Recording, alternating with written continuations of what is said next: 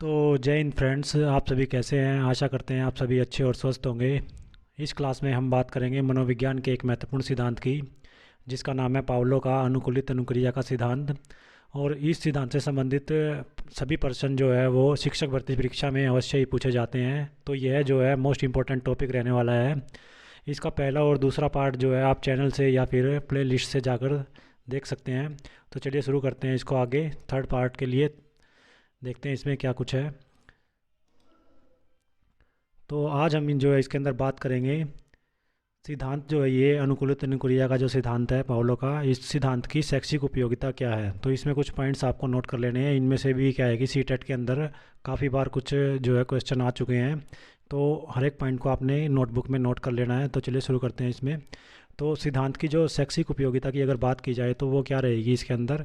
सबसे पहला जो पॉइंट रहेगा वो रहेगा शिक्षक को विषय वस्तु के प्रति अनुबंधन करना चाहिए। मतलब कि जो अनुकूलित अनुक्रिया का सिद्धांत है वो क्या सिखाता है कि अगर शैक्षिक उपयोगिता के माध्यम से उसको देखा जाए तो पहला पॉइंट ये बताता है कि शिक्षक को विषय वस्तु के प्रति अनुबंधन करना चाहिए, मतलब उसे जुड़ाव करना चाहिए। उसके बाद क्या है कि अच्छी आदतों का निर्माण किया जा सकता है। इस सिद्धांत को ध्यान में रखकर क्या है कि अच्छी आदतों का निर्माण बच्चों के अंदर किया जा सकता है शिक्षक के द्वारा। उसके बाद तीसरा पॉइंट इसमें ये कहता है कि अनुशासन बच्चों में इसके द्वारा लाया जा सकता है। मतलब कि जो पावलो का अनुकूलित क्रिया का सिद्धांत है उसको यूज करके उसको क्या है कि दिमाग में रख के क्या बच्चों के अंदर क्या है अनुशासन की भावना को अच्छे तरीके से डेवलप किया जा सकता है, ये इसके अंदर बताया गया है। उसके साथ क्या है कि जो बुरी आदत तो वह क्या उससे क्या है कि छुटकारा भी मिल सकता है, छुटकारा उससे दिलाया जा सकता है। साथ में क्या है कि सतर्क रहना, तो इसमें क्या है कि सतर्क रहना भी एक पॉइंट इसमें आप जोड़ सकते हैं। शैक्षिक उपयोगिता इस सिद्धांत की रहेगी। उसके बाद नेक्स्ट जो इसमें रहेगा वो रहेगा कि शिक्षण में दृश्य श्रव्य सामग्री का प्रयोग इस तरीके से किया जा सकता है। इस सिद्धांत की क्या है कि एक तरीके से उपयोगिता हो सकती है। उसके बाद क्या है कि पुनरावृत्ति पर बल दिया जा सकता है। तो पुनरावृत्ति किस तरीके से होती है ये आपको पता ही है। तो इसमें क्या है कि पुनरावृत्ति पर बल दिया जा सकता है इस सिद्धांत के माध्यम से। और इसमें क्या है कि यांत्रिक तरीके से सीखने पर भी बल दिया जा सकता है। इसी प्रकार बालक को प्रेम भावना का विकास भी बालक के अंदर क्या है कि किया जा सकता है। बच्चे के अंदर प्रेम भावना डेवलप की जा सकती है इस सिद्धांत को ध्यान में रखकर। तो इसमें क्या है कि जो बच्चा होता है बच्चे के अंदर क्या क्या चीज़ें क्या क्या गुण जो है किसी जो टीचर के द्वारा या फिर किसी पेरेंट्स के द्वारा किस तरीके से डाले जा सकते हैं वो इस सिद्धांत के माध्यम से इसमें बताया गया है। तो इसमें नेक्स्ट पॉइंट रहेगा भाषा को सीखने और सिखाने के लिए भी ये विशेष उपयोगी होता है। तो जो भाषा होती है लैंग्वेज को डेवलप करने के लिए, लैंग्वेज को सिखाने के लिए किसी बच्चे के अंदर, तो ये सिद्धांत क्या है कि विशेष उपयोगी रहेगा। उसके बाद आदतों के निर्माण के अंदर भी क्या है कि इसका विशेष योगदान रहता है, विशेष रूप से यह उपयोगी रहता है। भय से संबंधित मानसिक भ्रांतियों को दूर करने में भी यह सिद्धांत सहायक होता है। तो जो डर होता है, डर से संबंधित जो मेंटली जो भ्रांतियाँ होती हैं तो उनको दूर करने के लिए भी ये सिद्धांत सहायक साबित हो सकता है।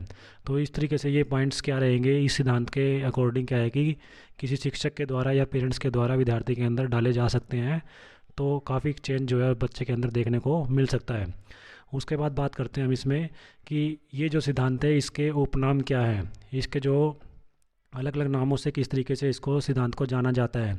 तो पहला जो पॉइंट रहेगा वो रहेगा, पहला जो नाम इसका लिया जाता है या याद रखा जाता है या दूसरे नाम से इसको जाना जाता है वो है CR थ्योरी। तो CR थ्योरी के नाम से इसको जाना जाता है। दूसरा है इसको शास्त्रीय अनुबंधन सिद्धांत भी कहा जाता है। इसी सिद्धांत को प्राचीन परंपरागत अनुबंधन सिद्धांत के नाम से भी जाना जाता है। साथ में इसको समृद्ध प्रतिक्रिया प्रत्यावर्तन सिद्धांत भी कहा जाता है। इसी तरीके से इसको अनुबंधन का सिद्धांत भी आप बोल सकते हैं। शरीर शास्त्रीय सिद्धांत भी इस सिद्धांत को बोला जाता है। साथ में क्लासिकल अनुबंधन सिद्धांत भी इस सिद्धांत को बोला जाता है। तो इसके कई उपनाम हैं इस सिद्धांत के। अनुकूलित अनुक्रिया के सिद्धांत को CR थ्योरी, शास्त्रीय अनुबंधन सिद्धांत, प्राचीन परंपरागत अनुबंधन सिद्धांत, समृद्ध प्रतिक्रिया प्रत्यावर्तन सिद्धांत, अनुबंधन का सिद्धांत, शरीर शास्त्रीय सिद्धांत और क्लासिकल अनुबंधन सिद्धांत के नाम से भी जाना जाता है। उसके बाद क्या है कि इसको शॉर्ट फॉर्म के अंदर अगर हम देखें तो इसको यूसीएस के नाम से भी जाना जाता है। उसको क्या बोलते हैं, अनकंडीशनल स्टिमुलस, मतलब कि अनुबंधित उद्दीपक, भोजन, स्वाभाविक उद्दीपक। तो इस तरीके से भी इसको यूसीएस के नाम से, अनकंडीशनल स्टिमुलस के नाम से भी इस सिद्धांत को जाना जाता है। सीएस के नाम से भी इस सिद्धांत को बोला जाता है, जिसको बोलते हैं कंडीशनल स्टिमुलस, अनुबंधित उद्दीपक, घंटी, अस्वाभाविक उद्दीपक। उसके साथ ही इसको यूसीआर मतलब कि अनकंडीशनल रिस्पॉन्स के नाम से भी इस सिद्धांत को जाना जाता है। तो इसमें अनुबंधित अनुक्रिया और स्वाभाविक अनुक्रिया शामिल होती है।